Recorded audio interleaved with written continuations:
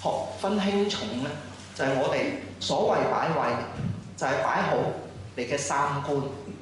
1、2、3個三，三觀嘅意思就係話，我哋嘅人生觀、我哋嘅價值觀、我哋嘅世界觀，呢3個觀，你點樣去分輕重？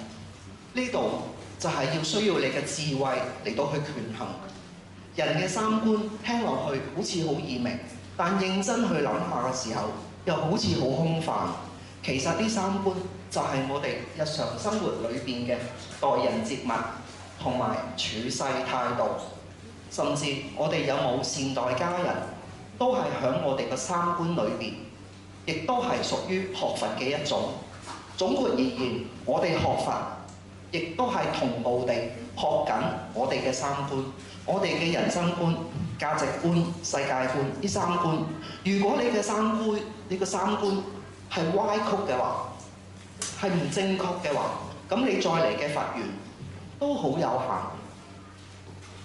佛性每個人都有，但係佛緣就難講。佛性聽過啦，佛性係每個眾生都有，但係佛緣就難講。所以我哋就要借助我哋正確嘅三觀嚟到去加重我哋嘅佛緣。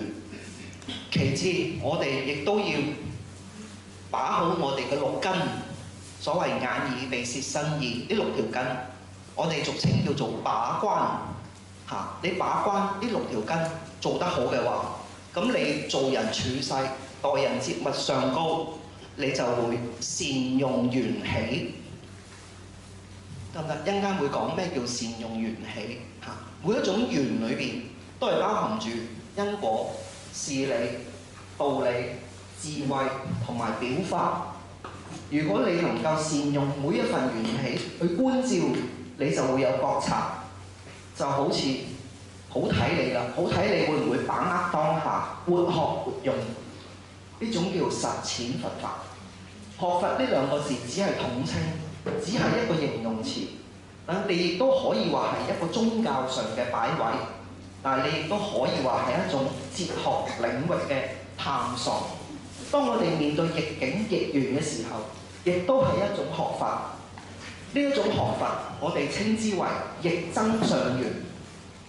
但係當我哋遇上逢法嘅時候，我哋稱之為增上緣。乜嘢叫做逢法呢？逢法就係話我哋嘅人事物生活各樣都係充滿住蓬勃發展、順境、輔助、互任，即係全部都好嘢。所謂有運行啦嚇，呢種就叫逢法。